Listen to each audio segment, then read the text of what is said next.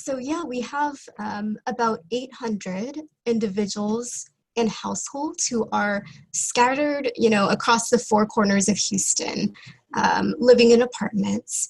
And, as you might imagine, like housing in itself doesn't necessarily address all of somebody's basic needs, right? So even, with a roof over their heads, we see that a lot of folks still have similar challenges to those who are on the street, right? Simply due to poverty, a lack of resources. So, when the pandemic first hit, what we started seeing is that some of our clients were basically facing the tough choice of either risking their health in order to go out to seek resources, or to stay home and essentially go without, right? Without food, hygiene items. Many of them don't have the technological or financial access to DoorDash, Uber Eats, right? Things that Alexis was talking about, Instacart, Amazon Prime, these different ways that many of us have been relying on to stay home and stay safe.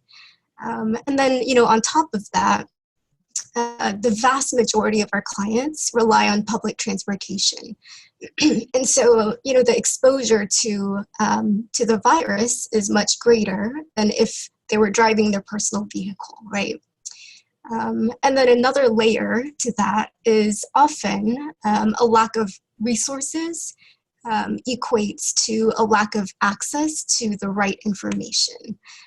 So as I'm sure we can all relate to, like access to good information has been really crucial during this pandemic, right? To know how it's unfolding, to understand the risks, to know what precautions to take, even practical information like which of our favorite restaurants are reopening, right? Or what businesses are still closed. When are we required to wear a mask and not? So that's all information that's just that much harder for folks to get if they don't have internet, technology, that kind of thing. And what we found too was there was some misinformation. Even for me, right, with fairly good tech access, I've been taken in by some of the, different pieces of information floating around that, I found out later wasn't true. So there was some of that with our clients as well. So, something that I'm proud of is actually, Alexis mentioned we closed our offices March 13th. But really, our agency leadership had been keeping a close eye on the pandemic even before that. So days before, Alexis and a few others had ordered this massive amount of soap. So, the Thursday and Friday that, right before we were about to close, our housing staff made a mad dash out into the community and just dropped a bunch of soap and a bunch of CDC flyers and information across the community to where our clients were living. So I'm proud of the fact that we were able to get ahead a little bit. And then since then, a lot of our staff, like social workers, counselors, peer recovery specialists, have found themselves in the role of public health educator. So many of our conversations have revolved around, getting folks the right information.